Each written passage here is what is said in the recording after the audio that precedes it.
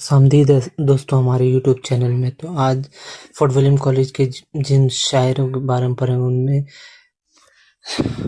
उनका नाम है मीर शेर अली अफसोस।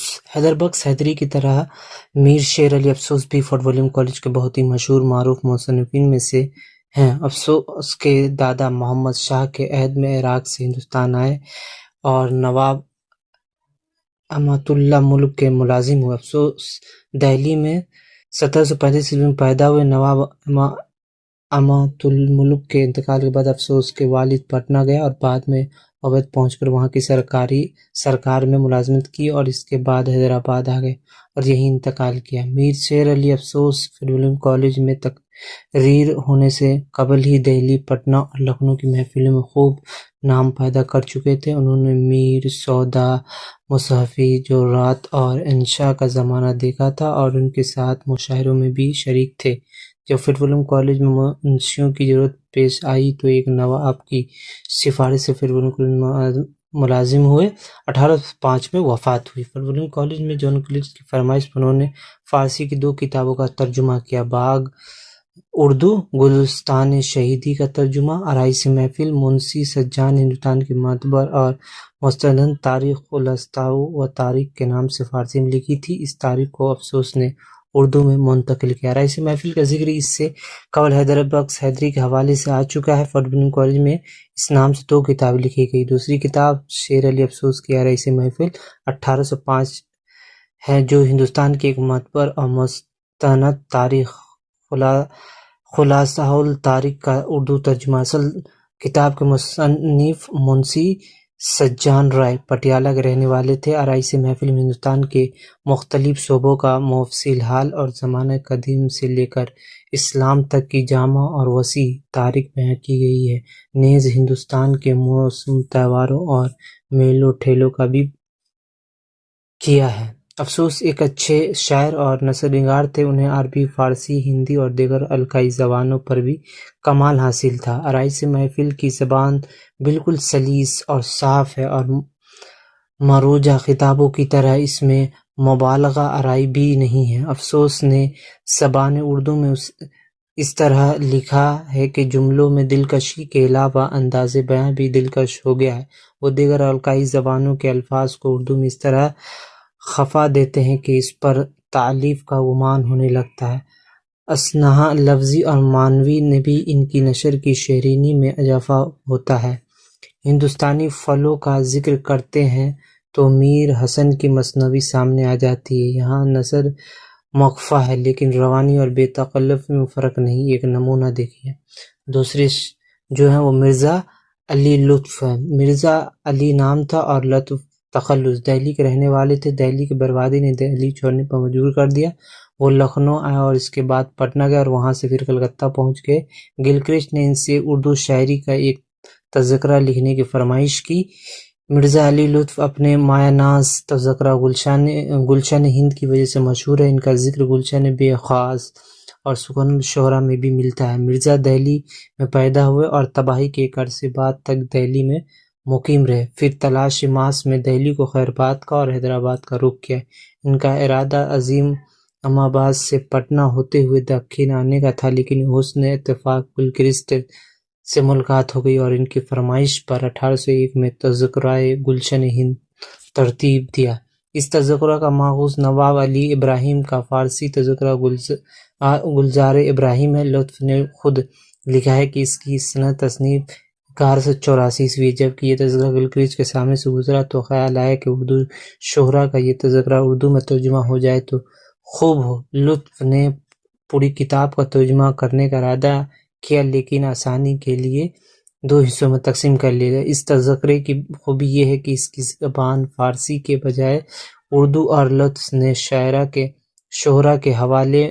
अहवाल में सनी सुनाई बातों पर यकीन नहीं किया बल्कि तहकीकी निगाह डाली। लुत्फ़ ने इसमें इजाफा भी किया और ज़बान की सतह पर तज़किरा का बहुत कामयाब नहीं है। इसकी ज़बान मुश्किल और पेचीदा है।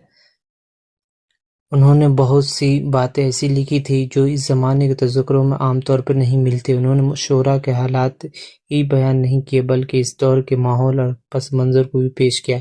इस अंदाज़े बयां عبارت مصوی اور مخفی، حالانکہ لطف کو حکم ملا تھا کہ اسے سلیس سادہ زبان میں لکھو، تاہم انہوں نے فارسی اور عربی زبان کو اس لیے شامل کیا کہ انہیں پڑھ کر لوگ سبحان اللہ کہیں۔ دوسرے شاعر ہیں میر بہادر علی حسینی، یا منشی کہہ لیے، شاعر کہہ لیے۔ میر بہادر علی حسینی کالج میں چیف منشی تھے۔ 1801 میں کالج میں آئے۔ باغ و بہار کے دبوچے سے اندازہ ہوتا ہے کہ یہ میر امن سے پہلے ہی اس کالج میں آئے، لیکن ان کا کوئی بھی کارنامہ 1802 سے پہلے کا نہیں ہے۔ گلکرسٹ نے کسی وارث پر میر امن کا تقریر کیا۔ حسینی اپنے نثری کارناموں کے لیے مشہور ہیں، پھر بھی یہ قیاس کیا جاتا ہے کہ انہوں نے شاعری بھی کی ہوگی۔ اخلاق ہندی میں 22 مقامات پر اشعار درج ہیں جو غالباً ان کے ہی ہوں گے، لیکن اس لائق نہیں کہ ان کو شاعر کی حیثیت سے کوئی مقام دے سکے۔ البتہ ان کی 4 نثری کتابیں نثر بے نظیر، اخلاق ہندی، تاریخ آسام، رسالہ ڈاکٹر جان گلکرسٹ۔ اس کے علاوہ بھی انہوں نے 22 کتابوں کے ترجمے گلکرسٹ کی مدد کی ہے۔ بہادر علی حسینی کی سب سے پہلی کتاب نثر بے نظیر اردو کی شاہ آفاق مثنوی سحر البیان کا نثری خلاصہ ہے۔ 1802 میں حسینی اسے ترتیب دیا اور 1803 میں اسے شائع کیا۔ حسینی نثر میں اگلے لوگوں سے سبق نہ لے جا سکے۔ ان کی زبان بظاہر سادہ اور سلیس ہوتی ہے، لیکن انہیں روزمرہ کی زبان اور محاوروں کا شعور نہیں ہے، اس لیے اس میں دلکشی کا پہلو نظر نہیں آتا۔ انہیں مخفع و مزجہ نثر لکھنے کا بھی شوق تھا، لیکن ان کی نثر میں دلکشی اور روانی نہ ہونے کی وجہ سے اکتاہٹ کا احساس ہوتا ہے۔ ان کی دوسری کتاب اخلاق ہندی ہے۔ یہ بہادر علی حسینی کا سب سے زیادہ مشہور کارنامہ ہے۔ یہ گلکرسٹ کی فرمائش پر 1802 میں لکھی گئی ہے۔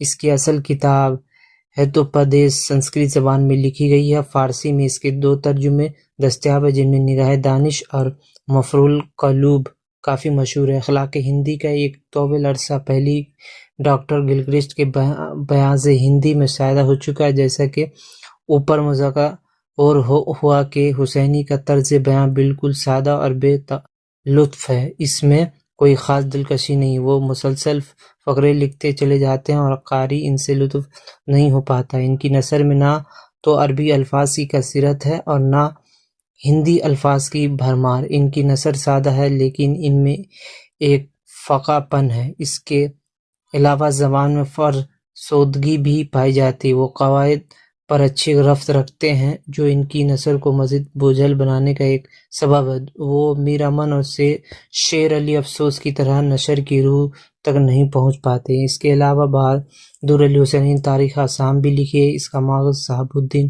طالس ابن ولی محمد کی فارسی تصنیف تاریخ آسام کا اردو ترجمہ ہے۔